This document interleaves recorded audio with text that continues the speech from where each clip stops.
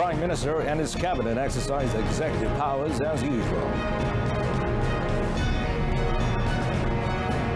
Malaysia records highest number of COVID-19 daily deaths.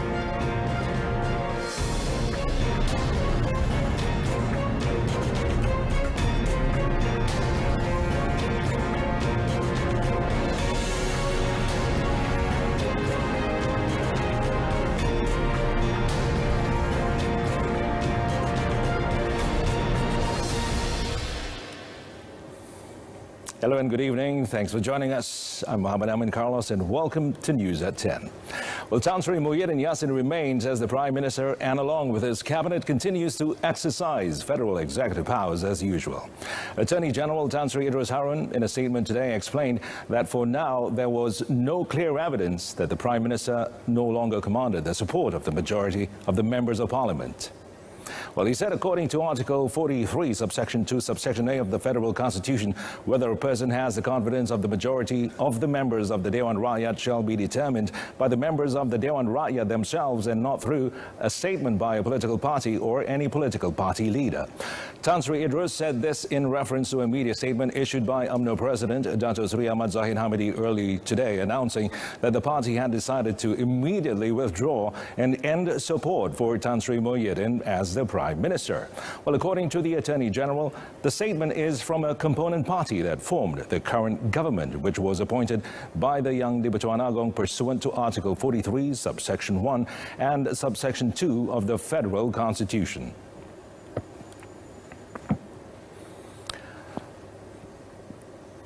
Well, the Ministry of Health reported 135 deaths related to COVID-19 in the last 24 hours to surpass previous records.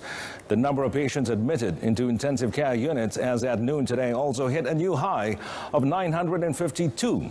Now, the MOH reported amid growing concerns about the highly strained public healthcare system. Well, earlier, Health Director General Tan Sri Dr. Noor Hisham Abdullah said hospitals in the federal capital, Selangor, Negeri Sembilan and Labuan have exceeded their maximum limits in treating COVID-19 patients. Well, from the total number of COVID-19 ICU patients, 445 required breathing support. Well, the total number of deaths related to the disease is now 5,903, while active cases are currently at 77,275 after 5,802 patients were discharged.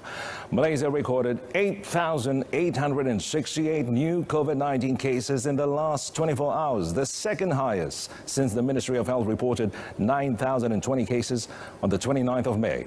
Selangor, accounting for nearly half the new cases, saw the number of cases surpassing the 4,000 mark for the first time at 4,152. Tan Sri Dr. Noor Hisham said KL, Selangor, Labuan and Negeri Sembilan showed an average of more than 37 daily COVID-19 cases per 100,000 and an average 2.6% increase for the past week. He warned that the health system in the 4 states will be paralyzed if there is no reduction in the infection rates in the next few days. MOH data showed that the daily national average COVID-19 cases of 6,539 is still currently far from the 4,000 daily threshold target for the National Recovery Plan. Well, there must be strict compliance with standard operating procedures or SOPs for the reopening of mosques in the federal territories to prevent the spread of COVID-19. Well, Minister in the Prime Minister's Department for Religious Affairs, Dato' Sri Zulkifli Muhammad Al-Bakri, said congregants' adherence to the SOPs set by the government and state religious authorities will also demonstrate a high level of discipline among Muslims in the country. The Federal Territory Islamic Religious Department, JAWI, today made a new ruling on the number of congregation allowed to perform the Friday and obligatory prayers, as well as for the coming Aidil Adha prayer at mosques and suraus in Kuala Lumpur, Putrajaya and Labuan effective tomorrow. Jadi hasilnya kita dapati bahawa alhamdulillah untuk masjid-masjid utama dibenarkan dengan satu jumlah masjid-masjid yang dikategorikan kepada 2-3 jenis masjid. Pertama, berdasarkan kapasiti keluasan masjid. Kedua, mesti mematuhi segala SOP-nya dengan sebaik mungkin. He said this when met in Putrajaya today. Jawi Director Dato' Muhammad Ajib Ismail in a statement today said for areas affected by the movement control under the National Recovery Plan, the number of congregation allowed for Friday and Eid al-Adha prayers is 300 and 100 people for the obligatory prayers. For mosques and surau in areas placed under the enhanced movement control order, well, he said only 3 congregants are allowed for the obligatory prayers, while the Friday prayer is to be replaced with Zuhur prayers. The implementation of the National Digital Infrastructure Plan, Jalinan Digital Negara, also known as Jendela, which has entered its 10th month now, has shown encouraging results with all the quarterly targets set having been successfully achieved.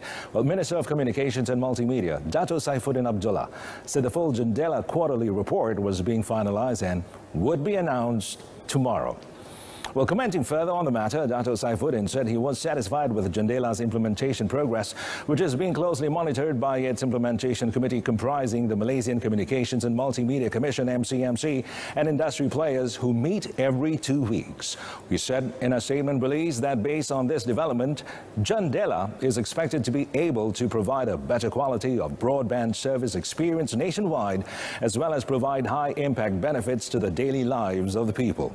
The minister said Jendela carried the aspiration of increasing coverage and strengthening the country's sustainable and inclusive internet connectivity infrastructure. Dato' Saifuddin also said that MCMC and service providers had also presented the latest achievements of efforts in ensuring more premises to have fiber optic access, constructing new sites, upgrading existing transmitter stations, and shutting down 3G networks by the end of December 2021. The minister added that the government's recent decision to gazette telecommunications as a public utility would ensure that access to communication services could not only be provided to the people comprehensively and in high quality, but also quickly and at an affordable cost.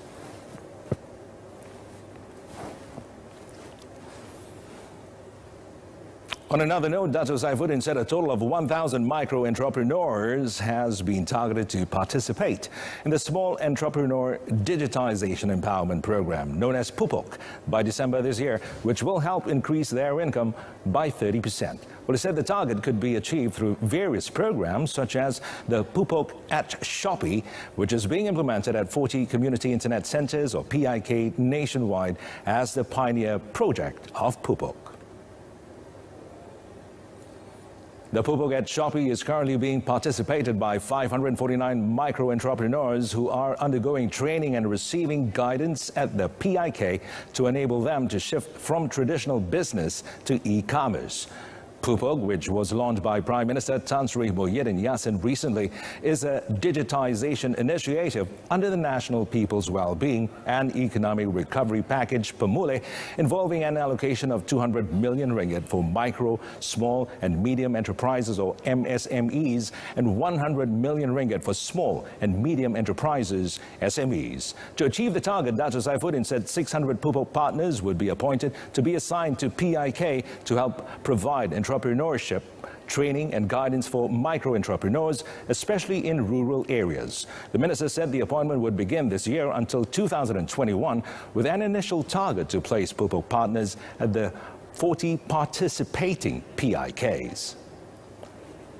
Memanfaatkan seramai 800,000 usahawan mikro, kecil dan sederhana menjelang tahun 2025. Jadi ini suatu cabaran yang besar juga untuk kami di KKMM dan MCMC dan khususnya di PIK. Well, a welfare home run by a non-governmental organization or NGO in Kuala Lumpur, where a teenage girl with Down syndrome was found abused, is not registered with the Social Welfare Department. Women, Family and Community Development Minister Dato' Sri Rina Harun said she was informed that the management of the home had, however, submitted an application to register it. She said the girl, aged 13, was approved for adoption to an individual, not to the welfare home. Pihak Jabatan Kebajikan Masyarakat telah pun mengambil intervensi yang sepatutnya. Kita telah pun atas perintah mahkamah, kita telah pun memberhentikan hak kepada orang yang layak dan sesuai, yang telah pun diberikan hak sesuai penjagaan kepada kanak-kanak ini, dan dia sekarang di bawah penjagaan Jabatan Kebajikan Masyarakat. Dan kita terus memantau dari segi, bukan sahaja dari segi kesihatan tetapi juga dari segi emosi kanak-kanak ini, supaya kita nak dia kembali sihat seperti biasa dan juga dapat kembali seperti biasa dari segi fizikal dan juga dari segi mental serta emosinya lah. Jadi ini yang telah pun dilaksanakan di pihak Jabatan Kebajikan Masyarakat. She said this to reporters after a visit to a welfare home for the disabled, Taman Sinar Harapan or TSH Tuanku Ampuan Najiha in Seremban, where the girl is now placed. The case on the abused girl was uncovered following a viral Facebook post by a woman who claimed she was splashed with hot water and tied when under the care of the NGO welfare home. And according to her, the matter came to light when the owner, staff and inmates of the welfare home, including the girl, were infected with COVID-19 and treated at Kuala Lumpur Hospital for 10 days. The young Di-Pertuan Agong Al-Sultan Abdullah Riayatuddin Al-Mustafa Billah Shah today expressed his condolences to the family of former Malaysian Armed Forces or ATM Chief General retired Tan Sri Muhammad Ghazali Sheikh Mat, who died yesterday. Tan Sri Muhammad Ghazali died at the Tuanku Mizan Military Hospital. He was 90. Istana Negara, in a statement on its official Facebook, stated that His Majesty was saddened by Tan Sri Muhammad Ghazali's death and hoped that his family would be strong and resolute in facing this situation. The statement also said that the young Di-Pertuan Agong, as the Supreme Commander of the Malaysian Armed Forces, the ATM, highly appreciated Tan Sri Muhammad Ghazali's services and sacrifices to the ATM and to the country. The former ATM chief, who was born on 17 December 1930 in Lenggong, Perak, joined the armed forces in 1953 after attending training at the Federation Military School, FMC, Port Dickson in Negeri Sembilan. He was appointed as Army Chief in 1984 and a year later as the 8th Chief of Defence Force before retiring in 1987. In 1954, Tan Sri Muhammad Ghazali attended training at the Royal Military Academy of Sandhurst, or RMA Sandhurst, in England for 18 months after 6 months at the Eton Hall Cadet School. Tan Sri Muhammad Ghazali was a platoon chief when he was with the 2nd Battalion Royal Malay Regiment and was awarded the Panglima Gagah Berani Award in 1958, making him among the early recipients of the award in ATM's history.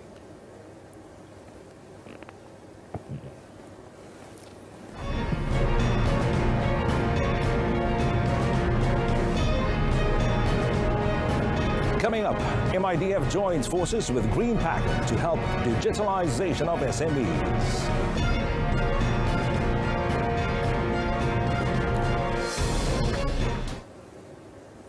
Malaysia Industrial Development Finance Berhad MIDF is partnering tech solutions provider Green Packet Berhad to provide financing solutions to small and medium enterprises, SMEs, looking to digitalize their businesses. And under a memorandum of understanding and MOU inked today, MIDF would provide financing advisory services and financing facilities where applicable to potential clients and the 11,000 existing clients of Green Packet, with the aim of fast-tracking their digital transformation journey. Well, Green Packet Group Managing Director Puan Chan Cheong said this partnership reflects Green Packet's commitment to support the SMEs with an enterprise suite of solutions that can help them make a smooth transition towards contactless and cashless business environments. The ceremony was officiated by Deputy International Trade and Industry Minister Senator Dato Lim Ban Hong. Puan said Green Packet's combined solutions with MIDF would provide avenues and opportunities for the local business community to further innovate and digitize their business in order to deliver value to customers and ensure business continuity. Meanwhile, MIDF Group Managing Director Dato Charon Wardini Mogzani said MIDF has a variety of soft financing schemes to help SMEs grow their business, including the soft financing scheme for digital and technology, which assists SMEs that want to adopt or increase their utilization of digital technologies to make themselves more competitive and efficient.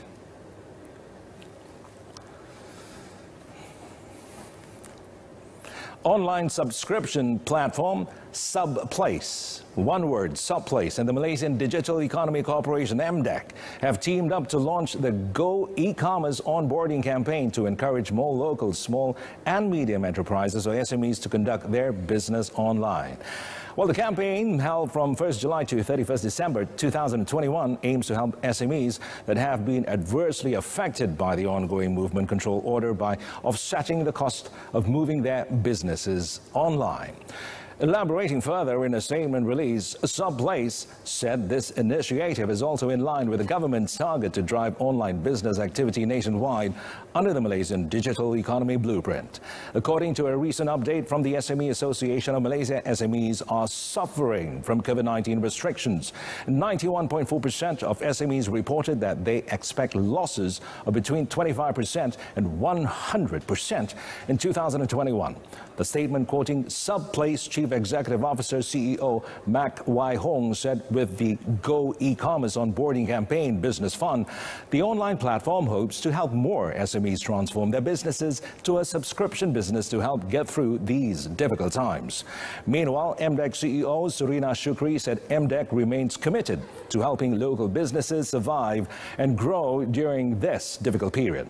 The Go e-commerce onboarding campaign business fund is open to all local retailers and SMEs registered with the Companies Commission of Malaysia. It offers SMEs a 100% waiver on setup fees on the Subplace platform worth 1,000 ringgit. Well, for the premium package, SMEs will receive subsidies of up to 1,500 ringgit each, inclusive of yearly training, tech support and monthly maintenance on top of the 1,000 ringgit setup fee.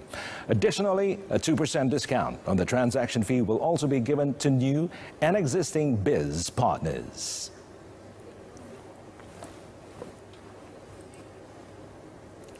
The General Operations Force PGA Central Brigade in Cheras seized almost 20,000 litres of unpaid liquor brands, duty worth about 1.2 million ringgit, in a raid on a warehouse in Kampung Sungai Kandis, Klang yesterday. Its commander, SAC Muhammad Abdul Halim, said in the raid conducted following public tip-off, 3 local men and 5 Bangladeshi nationals were detained.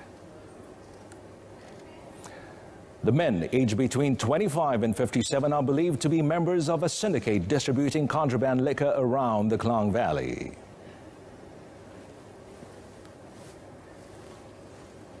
Jumlah minuman keras yang tidak bercukai ini mengandungi kandungan alkohol dia daripada 4% hingga 16% yang melibatkan jumlah 19,809 liter.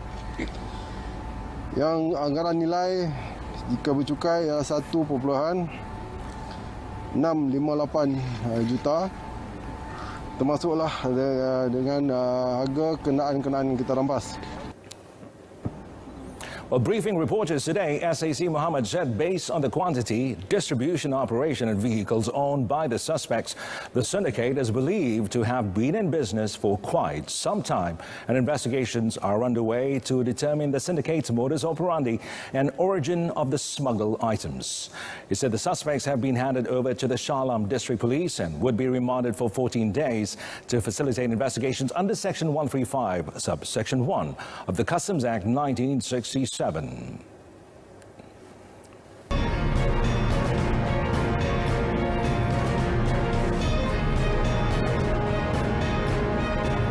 up in sports, JDT held to a goalless draw against Ratchaburi FC.